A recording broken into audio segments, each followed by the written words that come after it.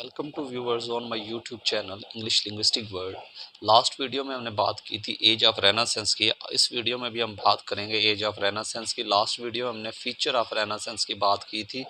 इस वीडियो में हम effect of Renaissance on art and literature पर बात करेंगे। रेनासेंस से पहले की अगर बात करें तो जो एजुकेशन थी वो जस्ट एलाइट क्लास के लिए थी। Education and learning were confined the ruling class. लेकिन लेकिन रेनेसेंस के बाद लोगों ने आम लोगों के अंदर नॉलेज सीखने का जज्बा पैदा हुआ है। लोगों का ध्यान लर्निंग और एजुकेशन की तरफ गया है। तो अगर उस वक्त की बात करें रेनेसेंस की, तो Latin language was considered language of wisdom and scholarship and language of power because Latin language was a language of elite class। जैसा कि आज के दौर में English language symbol of power है या इलाइट क्लास को रिप्रेजेंट करती है, इसी तरह उस वक्त लैटिन लैंग्वेज इलाइट क्लास को रिप्रेजेंट करती थी।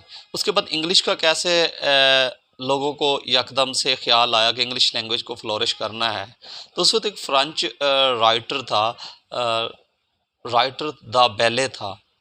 उसने इनकरेज किया लोगों को कि वो फ्रेंच लैंग्वेज को इन्फीरियर कंसीडर किया जाता था, कि उसने लोगों को अर्ज किया कि वो फ्रेंच लैंग्वेज को बोलें और इसे as a medium of instruction use करें।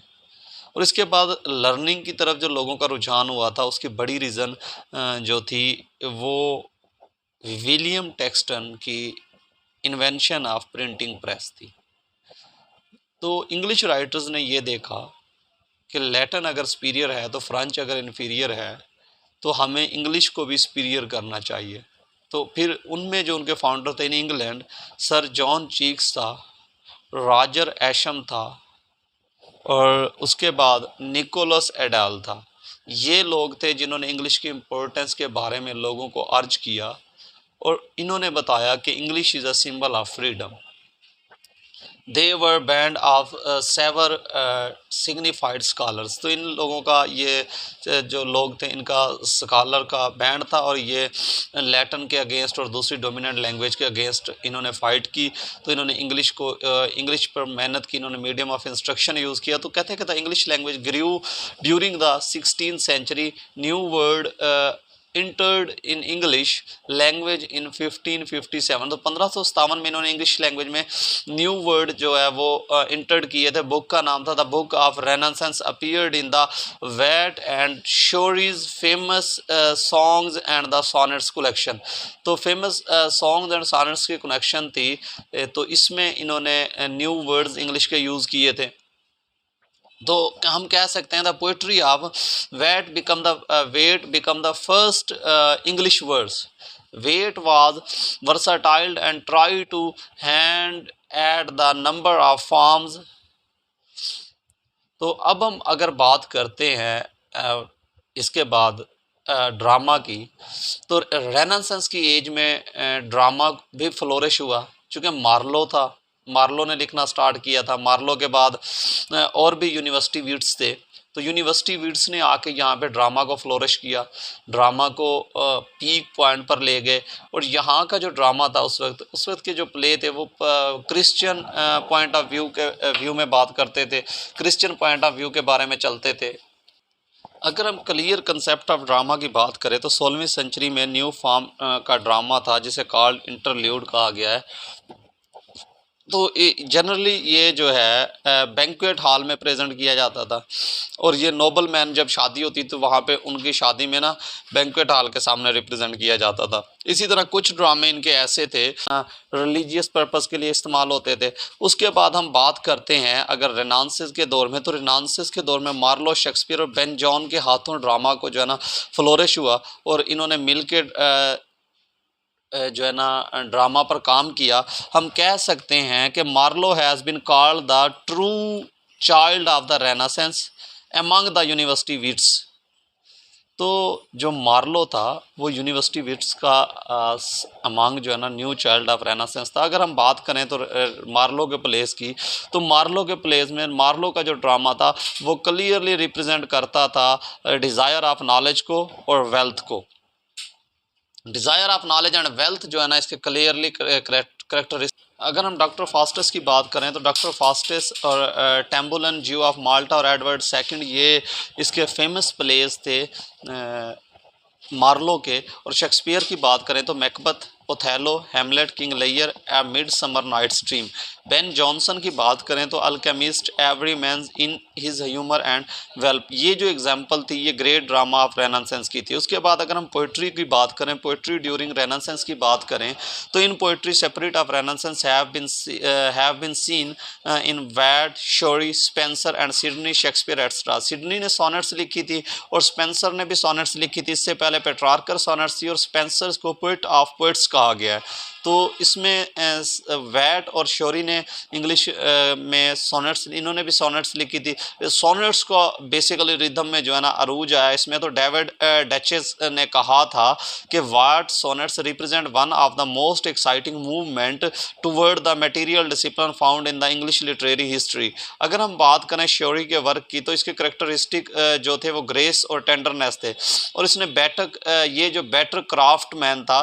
तो अगर हम इसमें पोइट्री की बात करें कि पोइट्री कहाँ कहाँ पे इस दौर में पोइट्री पे क्या क्या वर्क हुआ है तो पोइट्री में शेक्सपियर ने 144 सोनेट्स लिखी, सिडनी ने अरेस्ट्रोफल और स्टेला लिखी, उसके बाद स्पेंसर ने अमरोती लिखी और मिल्टन ने पैराडाइज लॉस्ट लिखी। उसके बाद नेक्स्ट जो हम फीचर देखते हैं वो है प्रोज ड्यूरिंग रेनेसेंस। तो first English translation of significant work Utopia represent in 1551। तो प्रोज की जो पहला वर्क था रेनेसेंस एज का वो एटोपिया था। तो कहते हैं कि एटोपिया का जो बेस्ट नॉन प्रोज राइटर एटोपिया का जो राइटर था वो थॉमस मोर था और इसने एटोपिया में मुख्तलिफ किस्म के सोशलिज्म पे बात की है। The most important thing how ever the secular character it is the work of dreamer to sort build an ideal state regardless of the practical application of the ideas. तो अगर हम दूसरे ग्रुप्स की pros की बात करें जो दूसरे राइटर थे प्रोज को वो राइट कर रहे थे, इनमें एलाइट, चेक, विल्सन, एचसम, कहते सिवाय एलिकॉट के बाकी एस.टी. जोन्स कॉलेज कैम्ब्रिज और थॉमस एलाइट गवर्नर से ताल्लुक़ रखते थे। और जब हम बात करें थॉमस एलाइट्स की तो वो Thomas Elyot Governor was the full piece of prose writing. तो sir Thomas Wilson pleads the purity and simplicity in English. Roger Ascham was tutor of Elizabethan. His Toxophilus attempts to revive the old national sport of the archery for physical training of youth. इसी तरह pros writer की हम बात करें तो Bible after वीकलिफ के बाद William टेंडल was the first translator of Bible and Wycliffe. He issued the translation of New Testament in 1525 from Germany, where he had taken refuge from the persecution of Henry। अगर हम तमाम चीज़ों को sum up करें तो रेनांसेस की as थी, significant थी। इस एज में लिटरेचर को और आर्ट्स को बहुत फ़रोग मिला। In 1564, Italian Renaissance was over. The English Renaissance had hardly begun. The age of Shakespeare was the era of Renaissance in England. So it was the significant movement that illuminated the whole English literature. Classical language and learning were popularized. Paradise Lost in the last great triumph of the Renaissance. तो term Renaissance का means rebirth or re-awakening of art and learning था। It means of revival of learning and especially of the study of Greek which broke down the rigid convention of the Middle Ages। अगर हम बात करें Renaissance के characteristics की characteristic क्या थी, पहले हमने फीचर की बात की थी। तो करेक्टरिस्टिक जो रेनेसेंस की थी एक तो ये था कि it was a multi dimensional movement. इसमें हर फील्ड में काम हुआ था। मसलन डिस्कवरीज हुई थी, लिटरेचर और आर्ट ने फ़रोग पाया है। इसी तरह और भी इसमें जो है ना साइंटिस्ट की दुनिया में भी काम हुआ है। तो it is affected religious beliefs, it is affected attitude toward the life, it is affected toward the attitude of the religion. It was a new spirit of inquiry, spirit of criticism, passion of the scientific accuracy, lust for the knowledge, lust for the wealth. In short, it is birth of classical literature. We can say that in Renaissance was start of the classical literature. Renaissance age was birth of classical literature. तो next video में हम देखेंगे drama Elizabethan era को, drama को renaissance में कैसे survive किया Elizabethan era और ड्रामा ने।